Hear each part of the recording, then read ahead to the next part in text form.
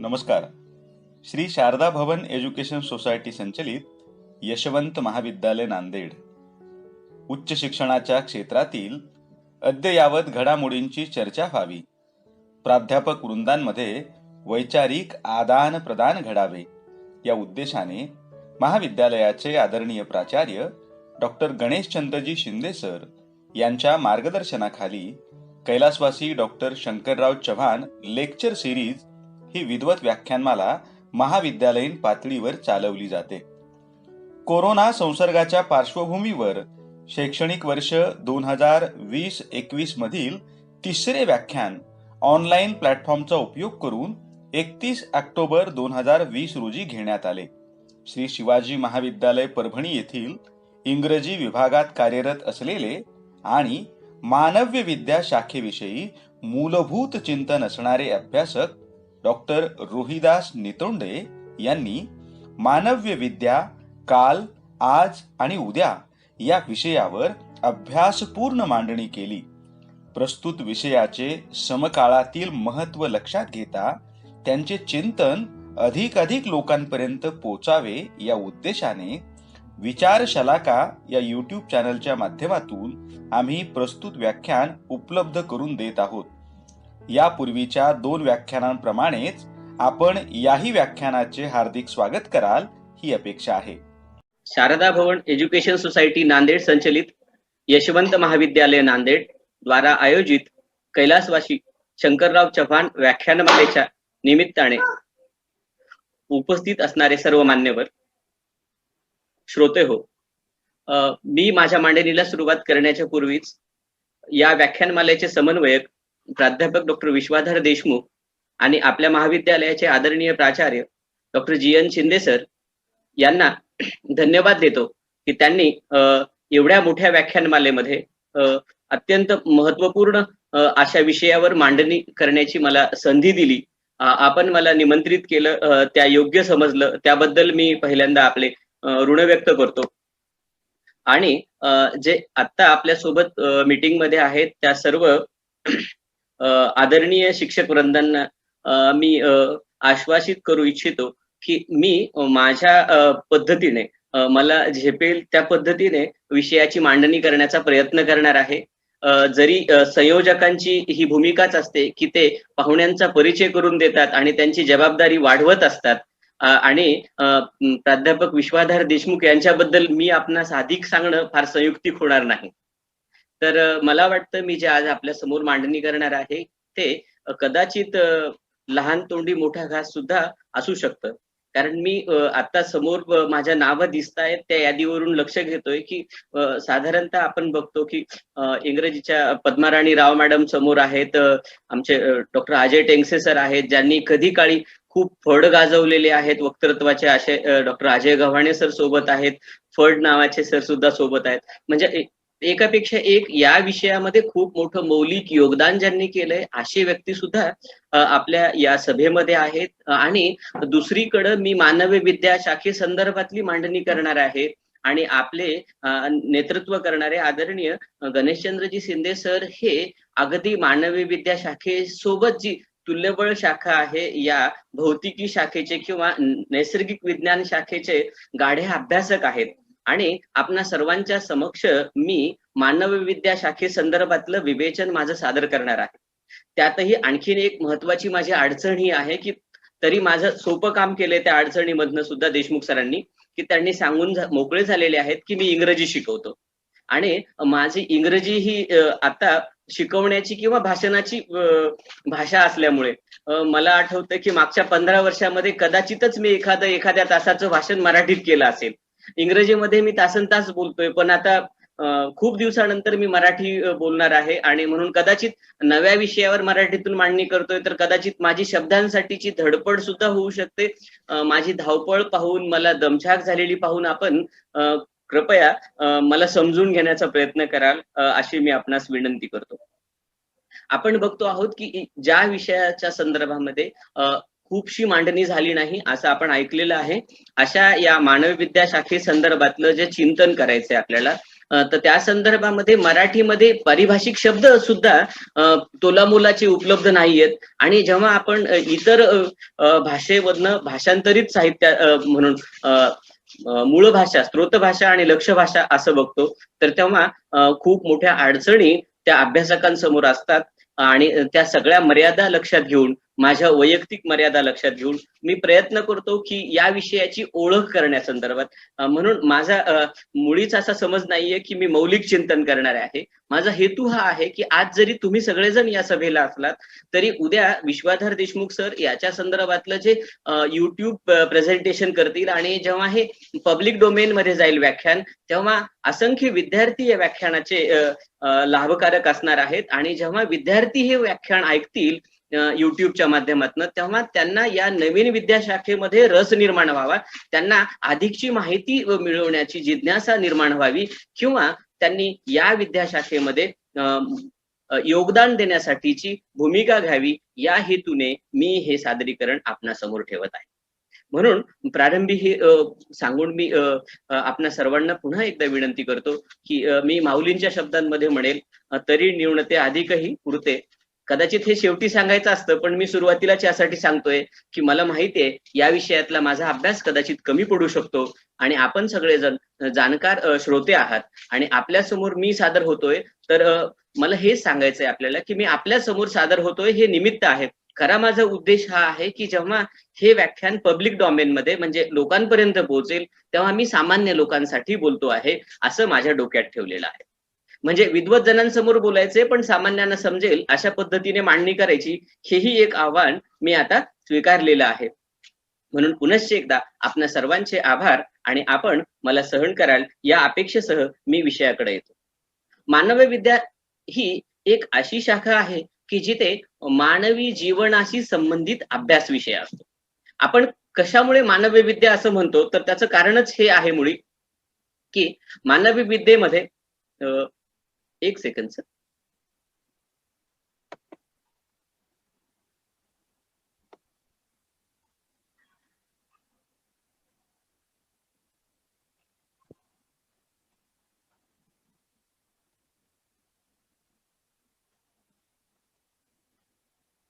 मानवी विद्याशाखेमध्ये आपण हे बघतो आहोत की मानवी विद्याशाखेची मूळतः जी धाटणी आहे, तर ती मानव विज्ञानाची किंवा मानवीय शाखांची मांडणी करणे आहे. आता आपण बघतो की विद्याशाखांची तसं बघितलं तर आपण ऐतिहासिक किंवा क्रमवारीकडे गेलो तर एखाद्या शास्त्राला किंवा एखाद्या विषयाला मान्यता मिळणे, आणि विशेषतः शैक्षणिक वर्तुळांमध्ये मान्यता मिळणे, ही एक वेगळी गोष्ट असते. परंतु त्याचा प्रारंभ तिथे नसतो, तर त्याचा प्रारंभ हा फार आधी झालेला असतो.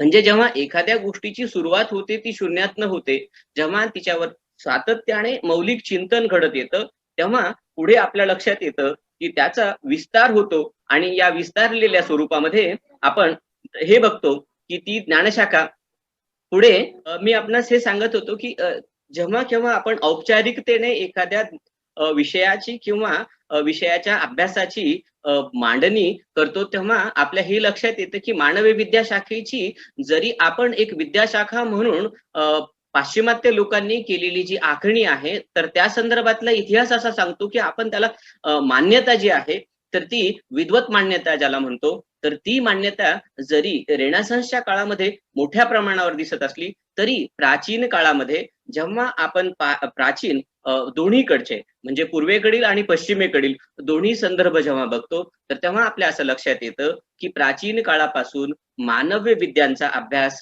मोठ्या प्रमाणात होत होता, आणि मानव्य विद्यांचा अभ्यास साधारणतः साहित्य, कला, संस्कृती, भाषा अशा पद्धतीने होता.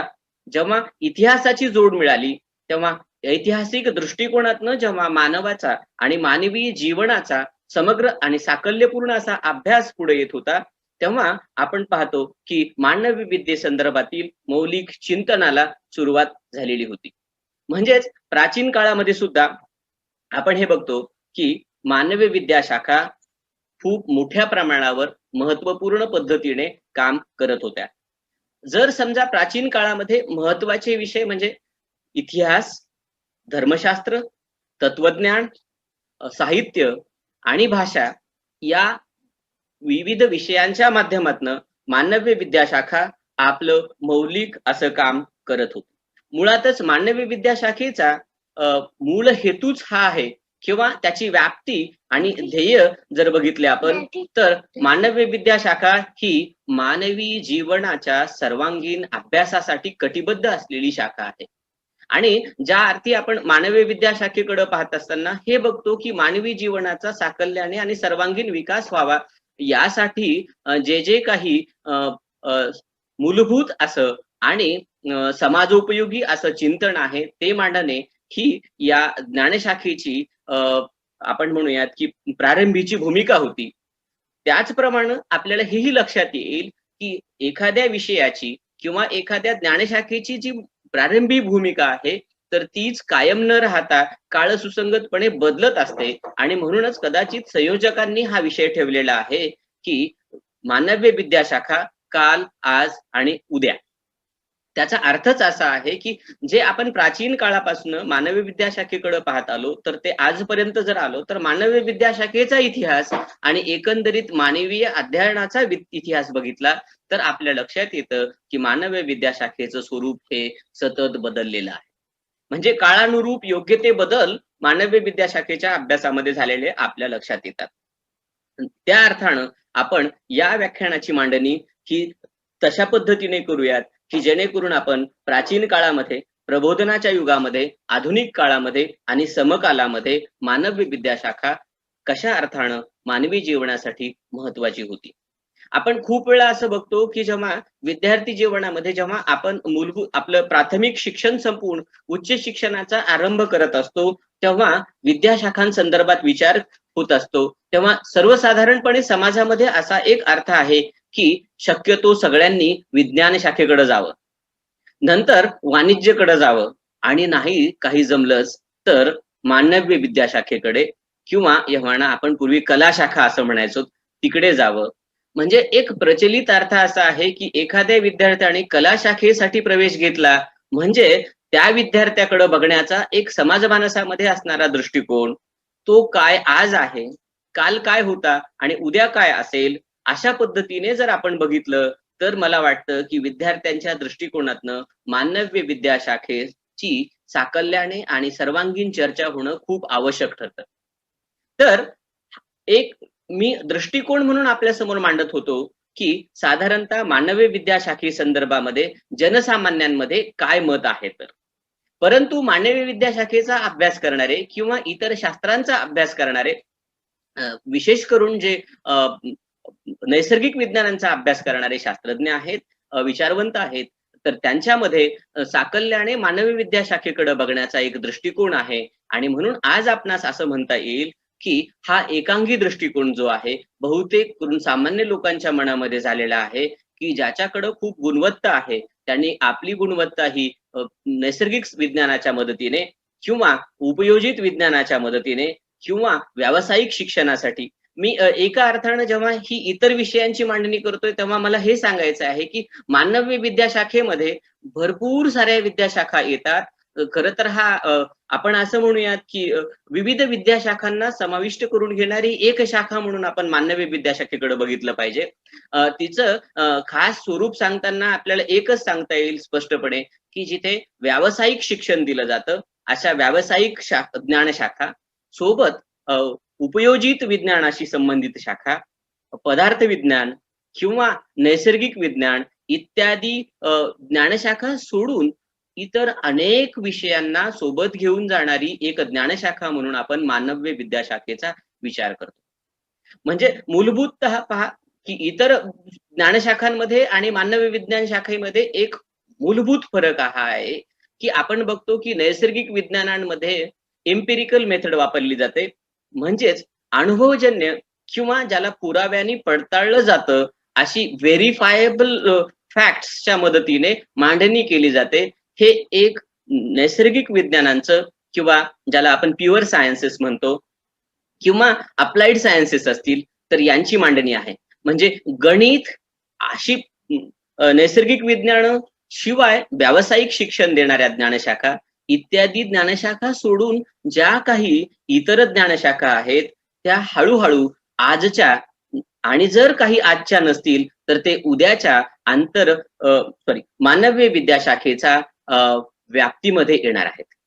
मी आपणास हेही सांगत होतो की जर आपण मानवीय विद्याशाखेचा साकल्याने विचार केला तर आपल्या असं लक्षात येईल की प्राचीन काळामध्ये आपण, जे मी प्रारंभी मांडलं की मानवी जीवनाशी संबंधित खास करून भाषा, साहित्य, धर्म, इतिहास, संस्कृती आणि कला यांच्या या विशिष्ट अशा विषयाच्या भोवती सुरुवात करून मूळ धारण करणारी ही विद्याशाखा आहे, ज्याला की खूप वर्षानुवर्ष आपण कला विद्याशाखा या नावाने ओळखत होतो. तर ती जसजसा विज्ञानाचा विकास होत गेला, जसजशी मांडणी शास्त्रीय पद्धतीने होत गेली, तसतसं आंतरविद्याशाखीय होत गेली. ज्या इतर संबंधित शाखा आहेत त्या शाखांशी संबंध प्रस्थापित करून मानव्य विद्याशाखा ही आंतरविद्याशाखेच्या जवळ गेलेली आहे. आणि एवढंच नाही तर आपण जेव्हा मानवी विद्याशाखेचा वर्तमान बघत असू तेव्हा आपल्या असं लक्षात येईल की प्रबोधनाच्या म्हणजे रेनासान्सच्या पिरियडमध्ये, म्हणजे प्रबोधनाच्या युगामध्ये, जेव्हा मानवी जीवनामध्ये मानवतावाद आला, ज्ञानवाद आला, आणि आता आपण ज्ञानरचनावादाच्या युगामध्ये आहोत किंवा संगणकाच्या युगामध्ये आहोत, तर या सर्व बदलांच्या भोवती जात असताना, या बदलांना सामोरे जात असताना मानव विद्याशाखेने स्वतःला आंतरविद्याशाखीयच्या पलीकडे जाऊन शाखांच्या पल्याडची ज्ञानशाखा म्हणजे ट्रान्स डिसिप्लिनरी डिसिप्लिन अशा अर्थानं आज मानव विद्याशाखा पुढे येताना दिसते. म्हणून जर भविष्य काळामध्ये मानव विद्याशाखा काय असेल याच्या संदर्भात जर आपण अनुमान मांडला तर आजचं जे स्वरूप आहे, कारण आपण बघतो आहोत की कोणत्याही व्यक्तीचा असेल किंवा विषयाचा उद्याचं भविष्य जाणून घ्यायचं असेल तर मागच्या वर्तनाचा आपण साधारणतः विचार करत असतो. आणि मानव विद्याशाखेचा जो मागचा इतिहास आहे 200-250 वर्षांचा, त्यातून आपल्याला असं लक्षात येतं की वर्तमानामध्ये मानव विद्याशाखा खूप लिबरल झालेली आहे. फ्लेक्झिबिलिटी मानव विद्याशाखेमध्ये खूप सारी आलेली असल्यामुळे भविष्यामध्ये मानव विद्याशाखा ही ट्रान्स डिसिप्लिनरी फॅकल्टी म्हणून पुढे येईल अशी दाट शक्यता आहे. त्याचं कारण हे आहे की पहा, मानव विद्याशाखेमध्ये मूलतः काय आहे तर मानव विद्याशाखेमध्ये आपण बघितलं की मी आधी सांगितलं विज्ञानापेक्षा ही विद्याशाखा वेगळी का आहे, तर विज्ञानापेक्षा ही विद्याशाखा वेगळी इथे पडते की इथे सत्याचा अभ्यास केला जातो, परंतु सत्याला डेटा म्हणून न बघता त्याचं विश्लेषण केलं जातं. कशा अर्थानं तर अर्थाच्या दृष्टिकोनातनं. भाषाशास्त्रामध्ये एक भाषाशास्त्राची शाखा आहे सिमॅन्टिक्स नावाची. भाषाशास्त्राची जी सिमॅन्टिक्स नावाची शाखा आहे तर ती काय करते, अर्थान्वयाचं काम करते. म्हणजे शब्दांना अर्थ असतात, परंतु शब्द ज्या प्रमाणात वापरले जातात त्या संदर्भानुसार त्या शब्दांचं अन्वयार्थ निघत असतो. म्हणजे जसं मराठीचे सर बसलेले आहेत समोर सभेमधले, तर ते सांगतील की अभिधा, व्यंजना, लक्षणा वगैरे वगैरे अर्थाच्या दृष्टिकोनातून मांडणी करतील. परंतु मी आपणास सर्वसामान्य माणसांना समजेन अशा भाषेत सांगताना हेच म्हणेल की मानवीय विद्याशाखा ही सत्याकडे पाहताना सत्याचा अन्वयार्थ लावणे या दृष्टिकोनातून पाहते. सत्याची मांडणी करणे हा एक मानवी विद्याशाखेचा हेतू असतो. एवढं नाही की सत्यातून अर्थ काढत असताना म्हणजे सत्याचा अर्थ किंवा त्याचे विविध पैलू उलगडणे हा सुद्धा मानवी विद्याशाखेचा चिंतनाचा विषय आहे, अभ्यासाचा विषय किंवा संशोधनाचा विषय आहे. मूलतः मानवी विद्याशाखेमध्ये जे काही अभ्यास केला जातो किंवा संशोधन केलं जातं त्याचा हेतूच हा आहे की मानवीय समाजामध्ये सुसंस्कृतपणा आणि सभ्यता याला प्रस्थापित करणे. इतर विज्ञानांमध्ये म्हणजे भौतिक प्रगती करणे माणसाची, हा जर हेतू असेल तर त्या उलट आपण असं बघतो आहोत की मानवी विद्याशाखेसमोर जर काही कुठलं आव्हान असेल किंवा मानवी विद्याशाखेसमोर आपला हेतू कथन कुठलं करायचं असेल तर हेच आहे की मानवी विद्याशाखेमध्ये सर्वार्थानं मानवामध्ये, मानवी जीवनामध्ये, मानवी समाजामध्ये सुसंस्कृतपणा आणि सभ्यता कशा पद्धतीने प्रस्थापित करता येईल त्यासाठीचं मौलिक चिंतन हे मानवी विद्या शाखेमध्ये केलं जातं. म्हणूनच कधी कधी अशी पण गल्लत केली जाते की मानवी विद्या शाखेच्या अभ्यासकाला मानवतावादी विचारवंत असं सुद्धा संबोधलं जातं. परंतु तसं पाहिलं तर ह्या दोन वेगळ्या गोष्टी आहेत. राज्यशास्त्राचे अभ्यासक समोर आहेत, तर त्यांना हे माहिती आहे चांगल्या पद्धतीने. म्हणून सामान्य माणसामध्ये हा गैरसमज होऊ द्यायची काही गरज नाहीये की मानवतावादी लोक हे मानवी विद्या शाखेचे आहेत आणि मानवी विद्या शाखेचे फक्त मानवतावादी लोकच मानवी विद्या शाखेचे असतात. तर अशी कुठल्याही गैरसमज होऊ देण्याची काही गरज नाहीये. मला असं वाटतं की मानवतावाद याच्यापेक्षा विस्तृत आपण मानवी विद्या शाखेकडे पाहतो आणि तसं पाहण्याची गरज आहे. तर मानवतावादाचा मानवी कल्याण हा हेतू आहे, परंतु मानवी विद्या शाखा ह्या इतर विद्या शाखांना म्हणजे इतर ज्ञानशाखा ज्या आहेत त्यांना सोबत घेऊन चालतात. मग ते धर्मशास्त्र असू देत, तत्वज्ञान असू द्यात, साहित्य असू द्यात, संस्कृती असू द्या, लोककला असू देत किंवा लोककलांच्या अभ्यासाचं शास्त्र आहे. इत्यादी शास्त्रांना आणि विषयांना घेऊन आपण पाहतो की मानवी विद्या शाखा सोबत जात आहे. आपण बघतो की सत्य ज्ञापन करणं हा सुद्धा मानवी विद्या शाखेचा एक मौलिक असा आधार आहे. आणि ज्ञान साधनेतून सुखप्राप्ती करणं आणि ज्ञानमार्ग हा जीवन जगण्याचा एक मार्ग प्रस्थापित करणं हेही कार्य मानवी विद्या शाखेने केलेलं आपणास जाणवतं. आपण हे पाहतो की जसं जीवन जगण्याचे जे विविध मार्ग आहेत त्यात प्रामुख्याने आपण बघतो की कर्म मार्ग आहे, भक्ती मार्ग आहे, ज्ञान मार्ग आहे. मला मानवी विद्या शाखेची मांडणी करताना किंवा समजून घेताना माझ्या असं लक्षात आलं की वाचनामध्ये जो आनंद आहे, एखादी गोष्ट समजून घेण्यामध्ये जो आनंद आहे, तर तो निखळ आनंद आहे. तर तो निखळ आनंद जर आपल्याला मिळवायचा असेल तर आपण मानवी विद्या शाखेचा अभ्यास केला पाहिजे. म्हणजे मानवी विद्या शाखा आपण म्हणतो की खूप वेळेला साधारणतः खूप लौकिक अर्थाने येणारे वाक्य आहेत, संत वचन आहेत किंवा सुविचार आहेत, तर तेव्हा आपण म्हणतो वाचाल तर वाचाल. तर हे वाचन जे आहे तर ते साहित्याचं वाचन आहे. खूप वेळा मला आठवतं की जी आमच्या आधीची पिढी आहे किंवा आधीचे जे ज्येष्ठ मंडळी आपल्या सभेमध्ये आहेत त्यांना हे माहिती आहे की क्लासिक्सचं वाचन करणं ही एक खूप चांगली सवय होती. चांगला माणूस घडण्यासाठी तुम्ही काय वाचलंय असं आधी विचारायचे लोक. म्हणजे मी आता तुमच्या समोर बोलतोय तर असं कोणाला बोलण्याची संधी देण्याच्या आधी आपल्या मनात प्रश्न यायचा की ह्यानी काय वाचलेलं असेल आणि जर ह्यानी काही वाचलं नसेल तर ह्यांच्याकडनं काय अपेक्षा करू शकतो आपण. तर त्या पद्धतीने जेव्हा आपण वाचन संस्कृती संदर्भात बोलतो किंवा व्यक्तिमत्वाच्या जडणघडणीचा मुद्दा घेतो तर तेव्हा आपल्याला हे माहिती आहे की माणूस म्हणून घडण्यासाठी काही वाचन आवश्यक आहे आणि म्हणून त्यासाठी क्लासिक्स जे आपली ज्याला म्हणूयात आपण अक्षर वाङ्मय आहे, तर या अक्षर वाङ्मयाची ओळख होणं, त्याचा अभ्यास करणं किंवा लोकवाङ्मय जे आहे त्या लोकवाङ्मयाची चा एक प्रचंड मोठा पगडा या मानव विद्या शाखेवर दिसतो आणि मानव विद्या शाखेचा त्या दृष्टिकोनातनं समाजाच्या जडणघडणीमध्ये खूप मोठा वाटा आहे.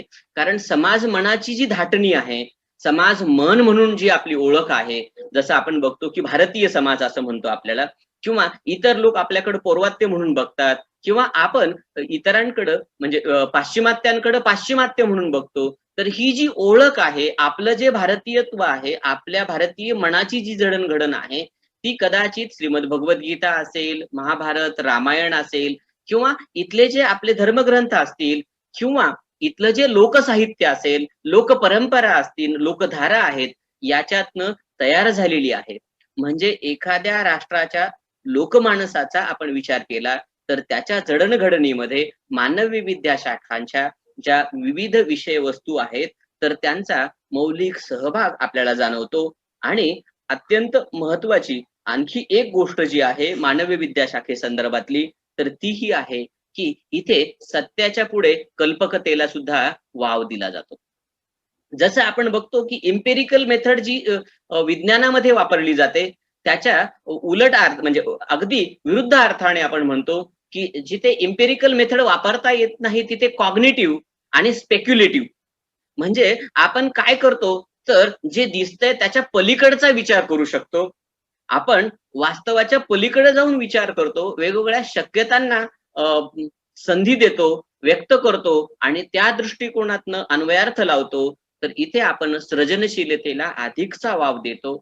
आता आपण सगळेजण पाहत आहोत की शिक्षणामध्ये क्रिटिकल थिंकिंग अनालिटिकल थिंकिंग हे जे वाढलेलं आहे, रिफ्लेक्टिव्ह थिंकिंग, या ज्या गोष्टी आपण आता औपचारिक शिक्षणामध्ये, उच्च शिक्षणामध्ये खूप पुढे आणू पाहतो आहोत.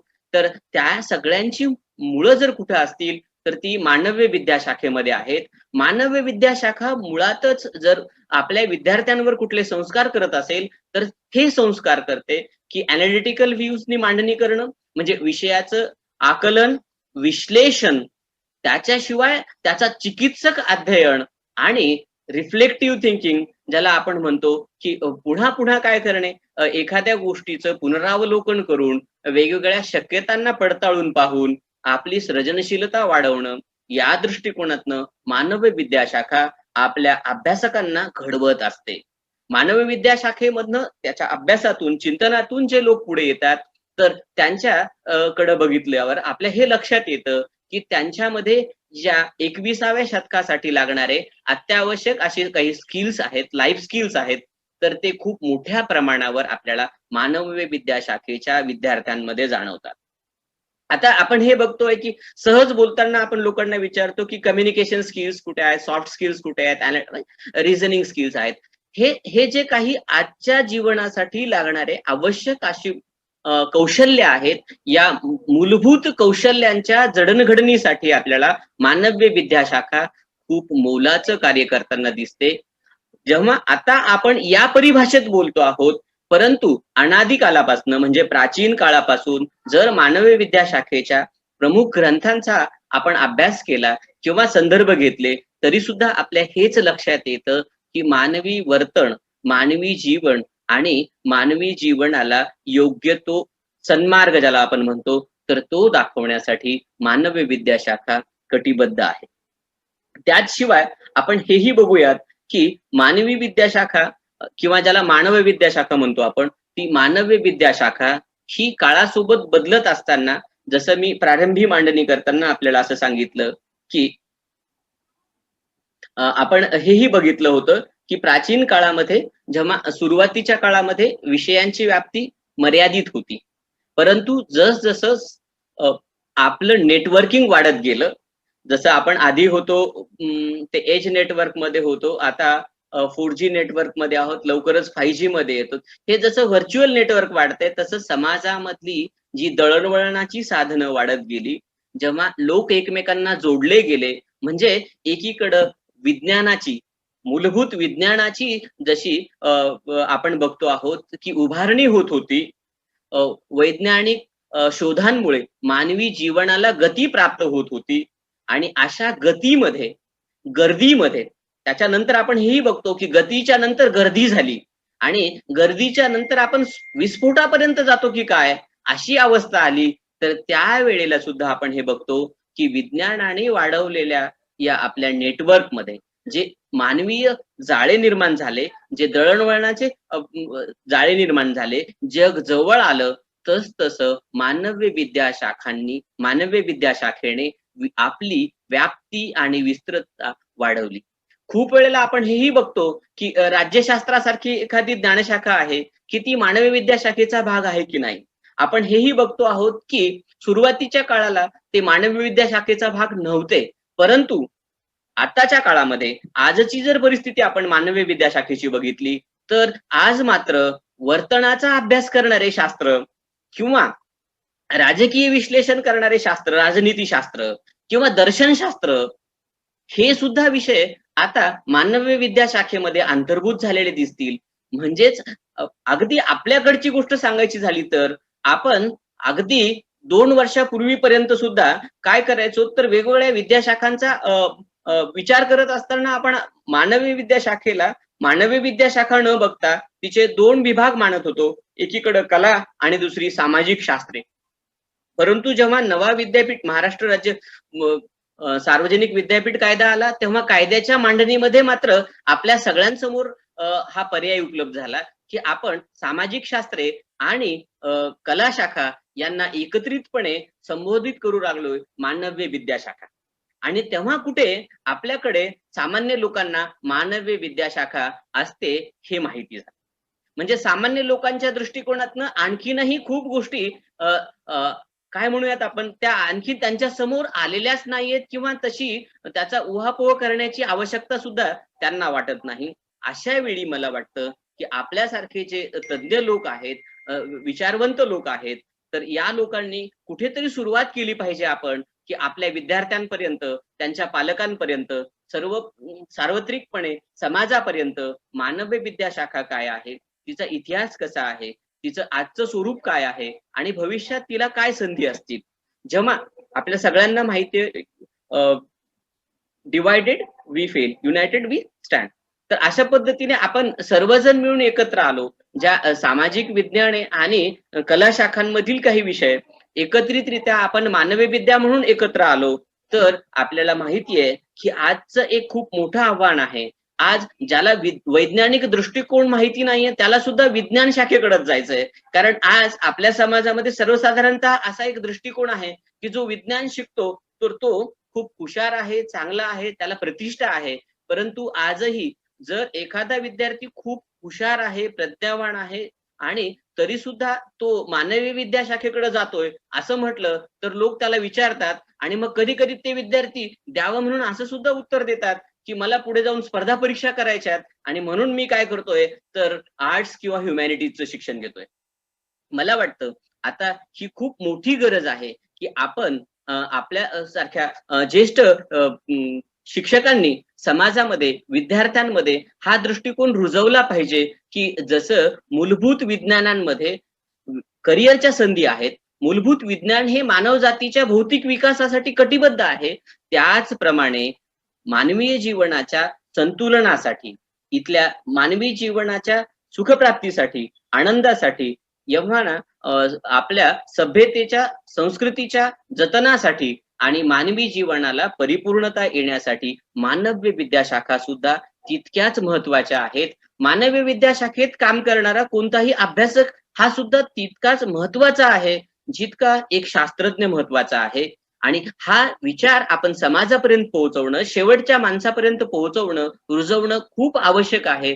तर आपल्याला इथून पुढच्या काळामध्ये जे जगभर आपण बघतो आहोत, की पाश्चिमात्य जगामध्ये आता असा कुठलाही बायस ज्याला म्हणूयात, की तो पाहायला दिसत नाही. परंतु अजूनही आपल्या भागामध्ये खास करून मोठ्या प्रमाणावर मराठी मुलांमध्ये जे की ग्रामीण भागामध्ये आहेत, त्यांच्यामध्ये या संदर्भामध्ये मानवी विद्याशाखे संदर्भातली अधिकची माहिती पोहोचणं खूप आवश्यक आहे.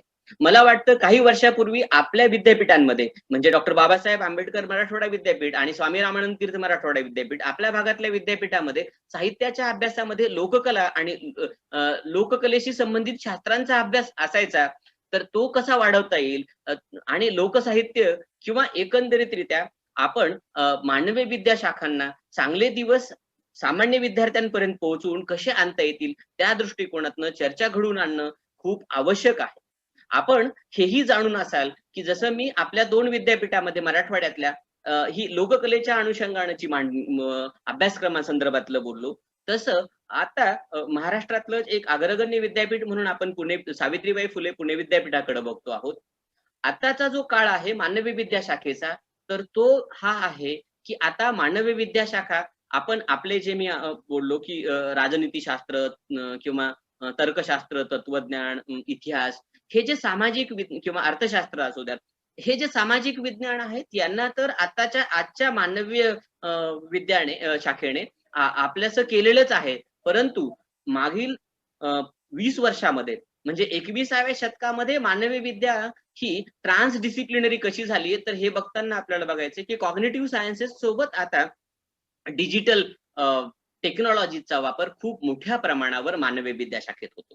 ज्या अर्थानं आपण मानवी विद्या शाखेमध्ये डिजिटल टेक्नॉलॉजीचा वापर केला जातो, हे आपण म्हणतो आहोत. तर त्याचाच अर्थ हा आहे, की आता ह्युमॅनिटीज ही ह्युमॅनिटीज न राहता डिजिटल ह्युमॅनिटीज झालेली आहे.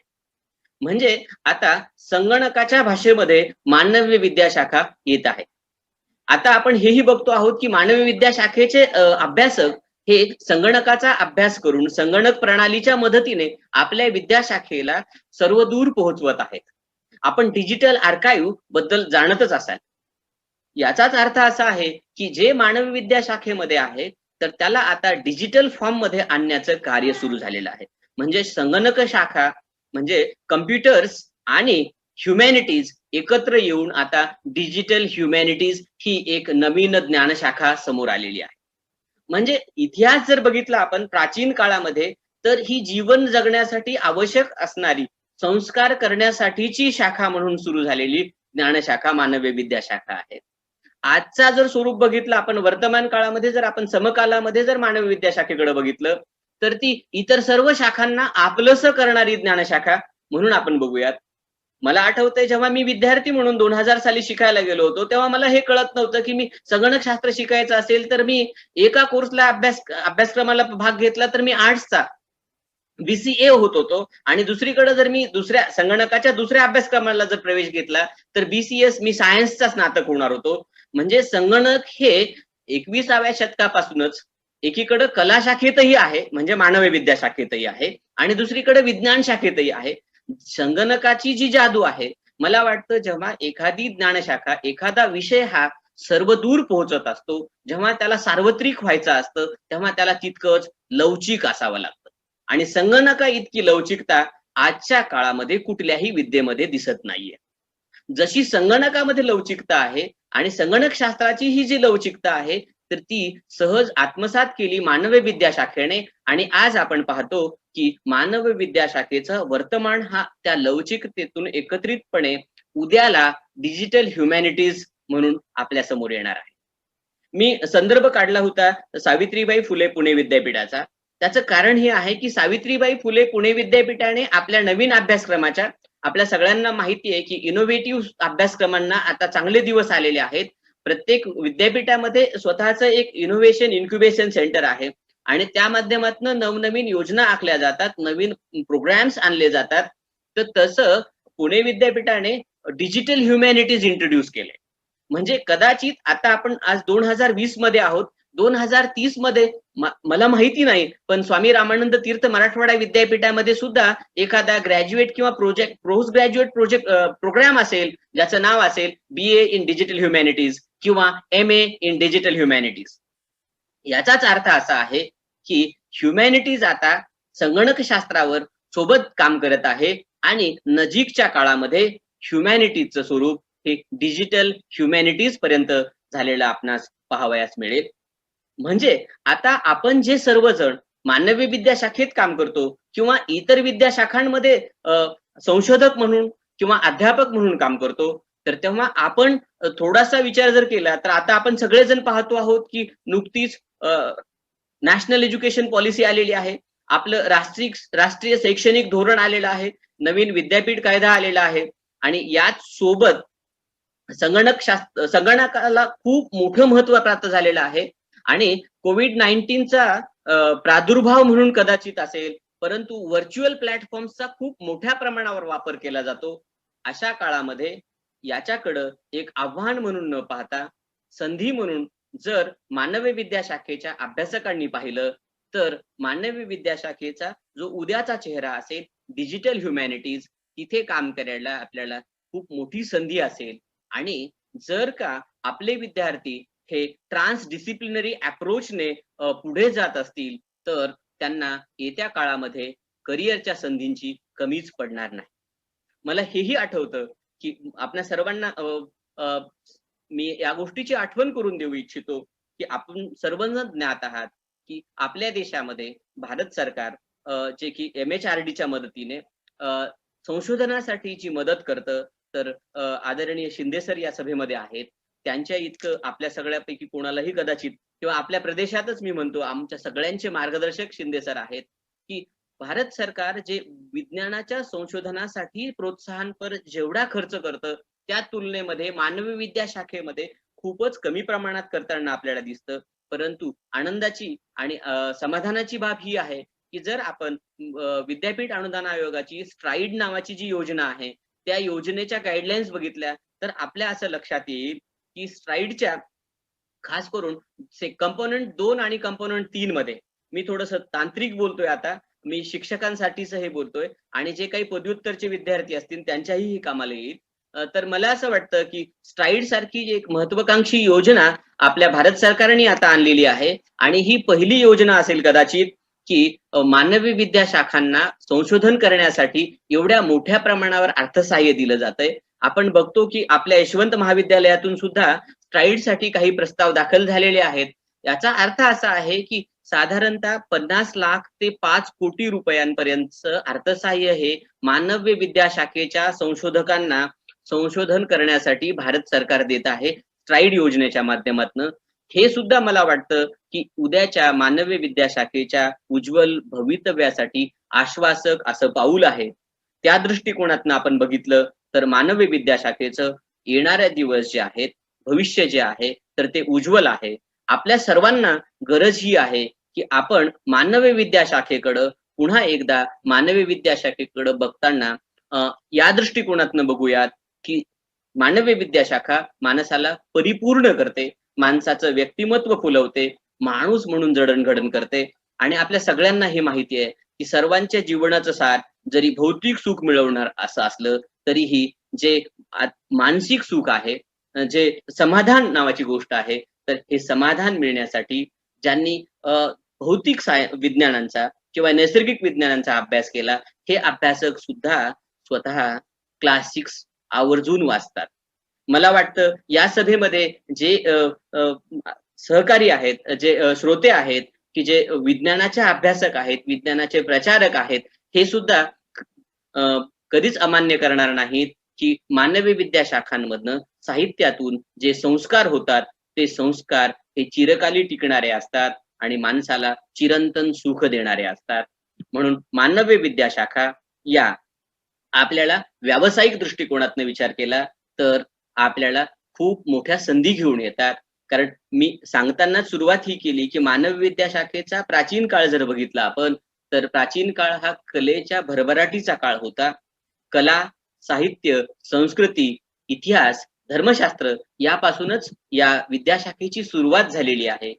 आणि मधल्या काळामध्ये आपण हेही बघितलेलं आहे की औद्योगिकरणामुळे असेल किंवा भौतिक सुखामुळे असेल, जेव्हा जेव्हा जगामध्ये आपण बघतो आहोत की गर्दी वाढत गेली आणि मूल्यांचा ऱ्हास होत गेला, त्यावेळी संतुलनासाठी आपणास मानवी विद्याशाखेच्या विचारवंतांनी केलेलं चिंतन हे मौलिक स्वरूपात पुढे आलेलं आहे. आपण हेही बघतो आहोत की जे विचारवंत आहेत त्या विचारवंतांनी ज्या विचारधारा दिलेल्या आहेत त्या समाज स्वास्थ्यासाठी, समाजधारणेसाठी अत्यंत महत्वाच्या आहेत. आपण कुठल्याही विचारवंताचं म्हणजे आपण काही नावं घेऊन तेवढ्यांचाच उल्लेख करून बाकीच्यांना टाळूत असं नाहीये. आपण ज्या ज्या ज्ञानशाखेमध्ये आहोत त्या ज्ञानशाखेत जर बघितलं तर आपल्याला हे लक्षात येईल. आणि ही अशी आपल्याला फारकत करताच येत नाही. मला खूप वेळेस लक्षात येतं की एका विद्याशाखेचा विचारवंत हा दुसऱ्या शाखेत येतोच. जसं महान गणिती बर्ट्रांड रसेल असतील तर गणितशास्त्राचा मी बोलताना हेही आपणास सांगितलं होतं की मानवी विद्याशाखात खूप साऱ्या विद्याशाखा येतात गणितासारखी सोडून किंवा नैसर्गिक सायन्सेस सारखी सोडून. परंतु आपण हे कसं नाकारू शकतो की बर्ट्रांड रसेल सारखा एक महान गणिती मानवी विद्याशाखेमध्ये एक मैलाचा दगड ठरतो.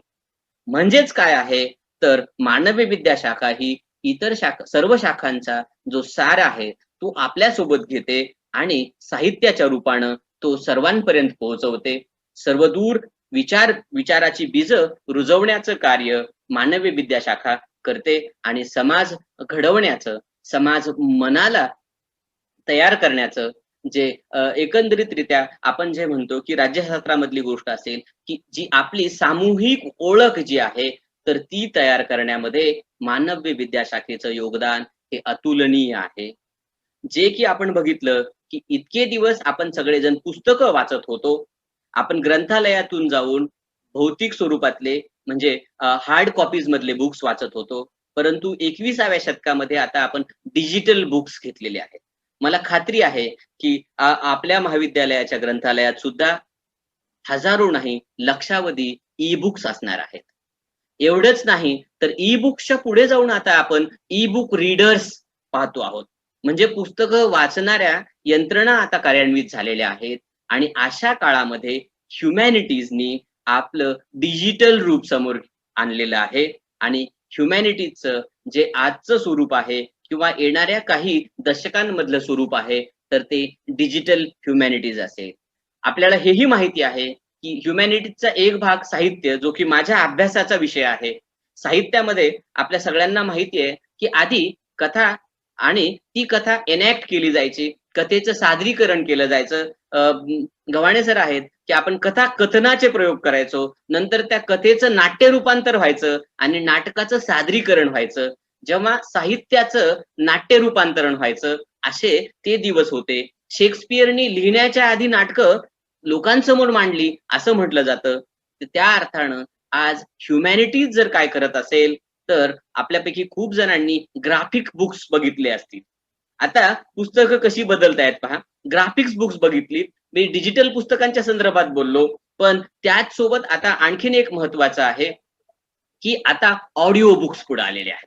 आता ऑडिओ बुक्स पुढे आलेत, ग्राफिक्स बुक पुढे आलेत. आता अशा कादंबऱ्या येत आहेत, की त्या कादंबऱ्यांमध्ये व्हिडिओज आहेत. म्हणजे आता आपण डिजिटल बुक्सच्या जमान्यात आहोत. म्हणजेच साहित्य हा एक मानवी विद्याशाखेची एक पैलू आहे आणि साहित्याने काय केलेलं आहे, तर या डिजिटल क्रांतीमध्ये खूप प्रगती केलेली दिसते. तर मला वाटतं मी साहित्याच्या किंवा मानवी विद्याशाखेच्या संगणक शास्त्रासोबतचा संबंध अधोरेखित करतोय. इलेक्ट्रॉनिक्सचे पितामह आपण म्हणतो, आदरणीय डॉक्टर गणेशचंद्र शिंदे सर इथे आहेत. तर आपण हे बघतो आहोत की एकीकडं मानवी विद्याशाखा आणि दुसरीकडं इलेक्ट्रॉनिक्स कम्युनिकेशन आणि त्याने आणलेले जे गॅजेट्स आणि नवीन टेक्नॉलॉजीज आहेत, यांच्या मदतीने आपण एकत्रितरित्या पाहतो की येणारा काळ हा मानवी विद्याशाखेसाठी आंतरविद्याशाखीय आजचं रूप बदलून शाखांच्या पल्याडची विद्याशाखा म्हणून असेल. त्या दृष्टीने आपण सर्वांनी सज्ज राहणं आवश्यक आहे. पुनश्च एकदा मी आपणा सर्वांचे आभार व्यक्त करतो आणि माझी मांडणी इथेच थांबवतो. माझ्या वाणीला पूर्णविराम देतो. आपण सर्वांनी शांतपणे मला ऐकलं आणि मला आपल्या समोर येण्याची संधी दिली, त्याबद्दल सर्व संयोजकांचे आभार मानून इथेच थांबतो. धन्यवाद.